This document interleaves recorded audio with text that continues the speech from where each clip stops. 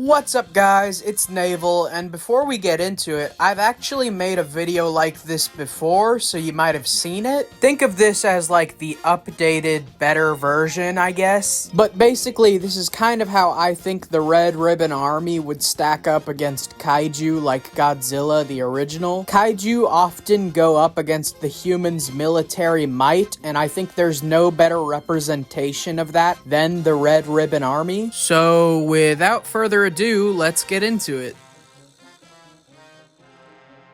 Let's just start by saying how strict and well-groomed these men in the Red Ribbon Army are for combat. Being under the watchful eye of guys like General Blue and Red, they need to be tip-top shape at all times. In fact, General Blue literally had a man executed for picking his nose. This isn't some sloppy terrorist organization. These are highly trained soldiers. And believe me when I say, despite their showing against guys like Goku, they are an elite fighting force, armed with highly skilled men who can no-diff professional boxers, and machines that can blow chunks out of mountains. But now that we've been over what the Red Ribbon Army can kind of do, let's see what lower-level kaiju are capable of, and then we'll get into the real stuff. Even just by size, weight, and height alone, most early Showa-era kaiju who are considered bad by kaiju standards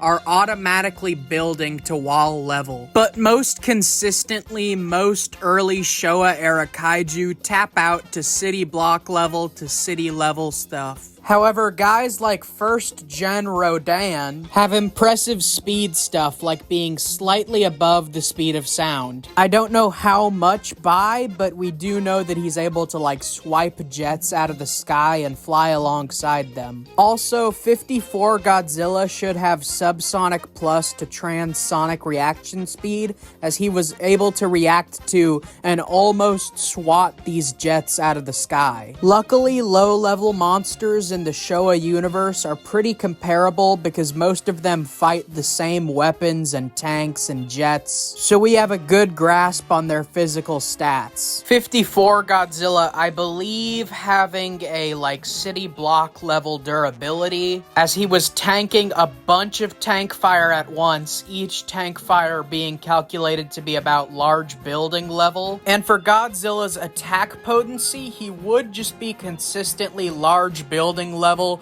to like city block, maybe city if you push it. As for highball stuff, through statements and implications, you could put Godzilla at like above city level durability, as the way Godzilla got his powers in the first place was surviving a like city level bomb. And as for attack potency, I've seen people put him up to country level for this, but I'm gonna say like mountain level. He boiled a large body of water, and people have calculated this to make his atomic breath like mountain level. But yeah, I can completely believe that he's this strong due to the narrative implication of Godzilla's very existence being that he is the might of humanity's nuclear bombs. Now you might be asking, what could the Red Ribbon Army possibly have that stacks up to this? And my answer would be surprisingly a lot. Even if you weren't paying attention to Dragon Ball when you watched it and you like to downplay Goku, you would have to admit by the Red Ribbon Army saga, he was at least wall level physically, which he's more like building level bare minimum, but let's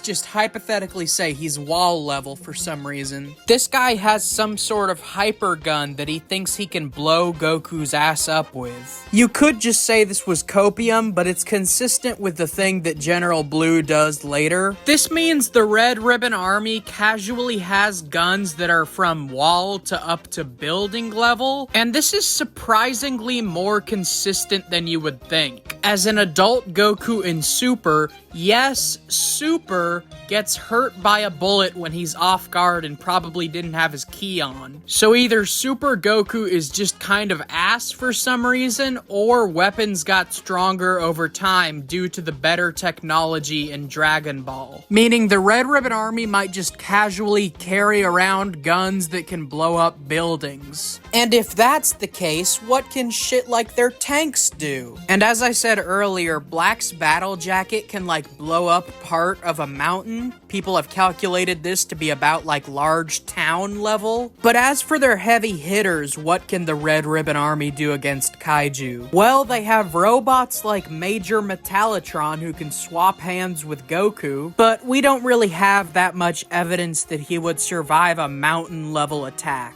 Even Booyan, whose whole gimmick is that he's like immune to everything, doesn't have any real evidence that he could survive an attack that's mountain to country. The first worthy opponent that comes to mind for Godzilla would be General Blue. He's not that strong, but you could argue with his hacks he could just paralyze Godzilla and then kill him slowly. I think that's kind of copium though. Also, he low-key gets dog-walked by Goku. So, who is a worthy opponent for Godzilla?